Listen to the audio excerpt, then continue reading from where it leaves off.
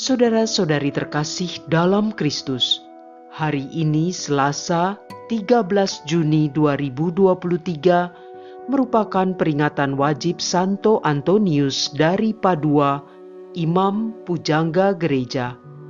Bacaan dibawakan oleh Teresia Suminto, Mazmur dilantunkan oleh Faustina Sherenita, dan renungan ditulis oleh Robertus Suparjo. Selamat menekuni Sabda Allah. Marilah mewujudkan kebaikan bersama untuk hidup dalam damai dan sejahtera.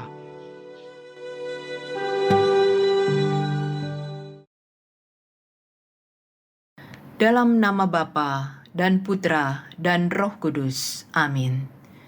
Allah Bapa yang Maha Kuasa dan Kekal, pada hari ini Gereja merayakan pesta Santo Antonius Pengkhotbah yang ulung, yang Kau jadikan penolong dalam keperluan umat-Mu. Semoga berkat doa dan bantuannya di hadapan-Mu, kami Kau topang dalam seluruh hidup kami, untuk menjalankan ajaran hidup Kristus dalam diri kami.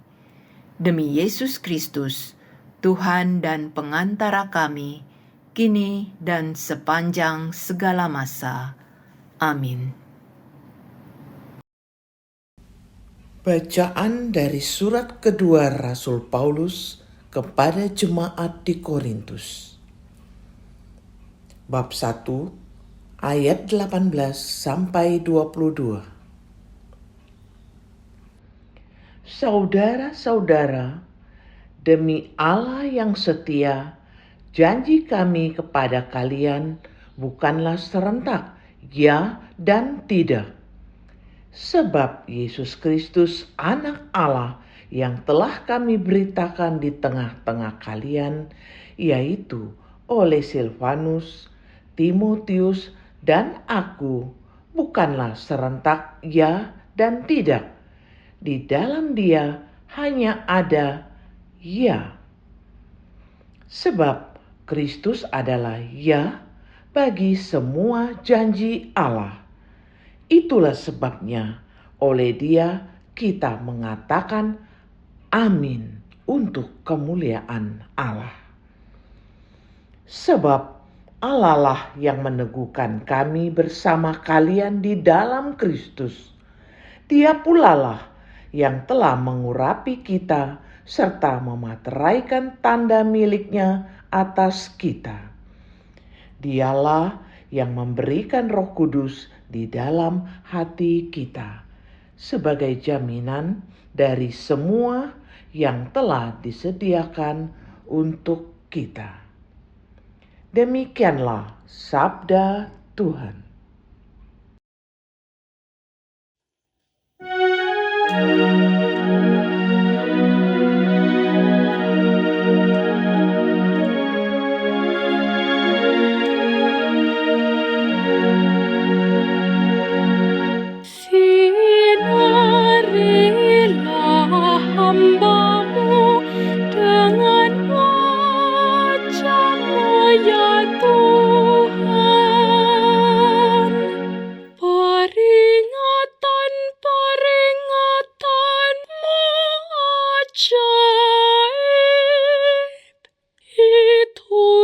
Sebabnya jiwaku memegangnya. Bila tersingkap firman-Mu memberi terang, memberi pengertian kepada orang-orang bodoh. Sinarilah hamba-Mu dengan wajah-Mu ya Tuhan. Mulutku ku ngangakan dan megap-megap, sebab aku mendampakan perintah-perintah-Mu. Berbalinglah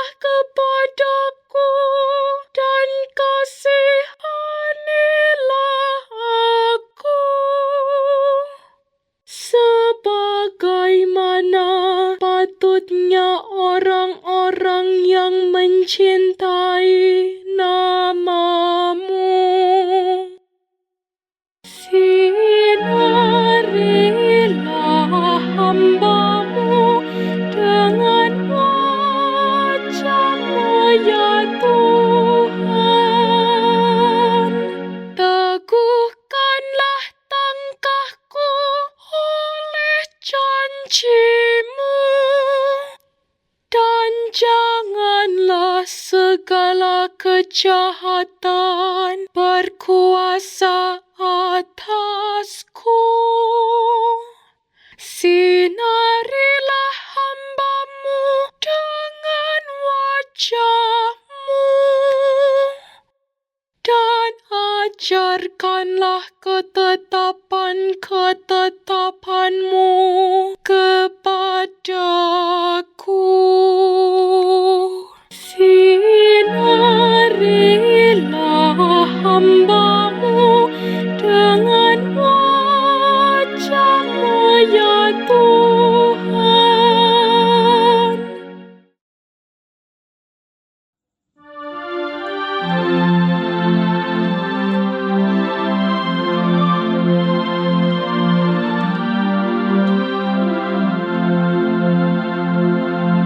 Haleluya, haleluya, haleluya. Hendaknya cahaya-Mu bersinar di depan orang, agar mereka melihat perbuatan-Mu yang baik dan memuji Bapa-Mu di surga. Haleluya, haleluya, haleluya.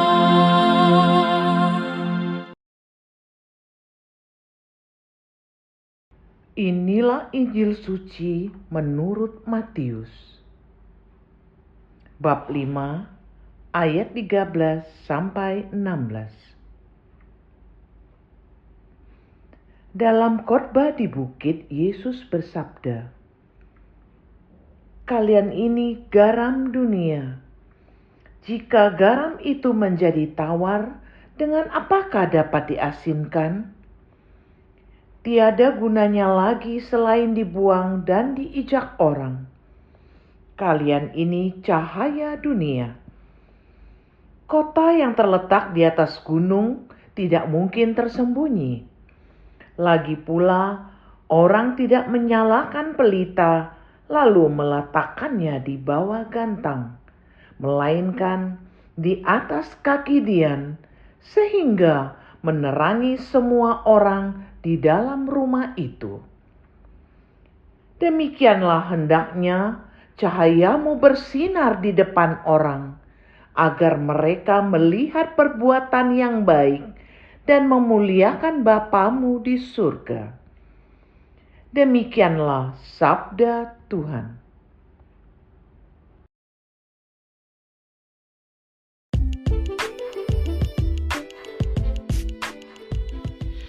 Jadilah garam dan terang dunia. Renungan dibawakan oleh Nani Sunaryati.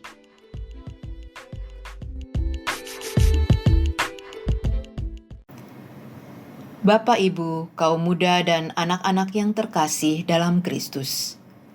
Pada hari ini, Gereja Katolik memperingati Santo Antonius dari Padua. Salah satu hal yang cukup dikenal oleh umat tentang santo yang satu ini adalah Santo Antonius dari Padua sering diminta pertolongannya agar menjadi perantara mereka menemukan kembali barang yang hilang. Ia diangkat menjadi santo pelindung barang-barang yang hilang atau dicuri dengan melihat pengalaman hidupnya. Ia mempunyai sebuah buku Mazmur yang sangat berharga baginya. Dalam buku itu, Ia membuat catatan-catatan atau komentar-komentar yang digunakan untuk mengajar murid-murid di Ordo Fransiskus. Buku itu sempat hilang karena dicuri muridnya yang keluar dari biara. Seorang murid yang merasa sudah bosan dengan kehidupan religius biara. Ketika Santo Antonius menyadari bahwa bukunya telah hilang, ia menjadi sangat sedih. Ia berdoa dengan sangat agar buku Mazmurnya segera diketemukan atau dikembalikan kepadanya. Ternyata Tuhan menjawab doa Santo Antonius. Novis yang telah mencuri bukunya itu merasa tidak tenang jiwanya, sehingga akhirnya ia mengembalikan buku Mazmur itu kepada Santo Antonius. Santo Antonius memaafkan segala perbuatannya, bahkan menerima murid itu kembali masuk biara. Bacaan Injil hari ini berbicara tentang garam. Garam merupakan bahan pokok kehidupan manusia yang telah digunakan sejak zaman kuno untuk berbagai tujuan dan syarat makna. Garam dapat bermanfaat sebagai bumbu, bahan pengawet, desinfektan, bahan dalam upacara kurban sajian, dan juga sebagai alat tukar.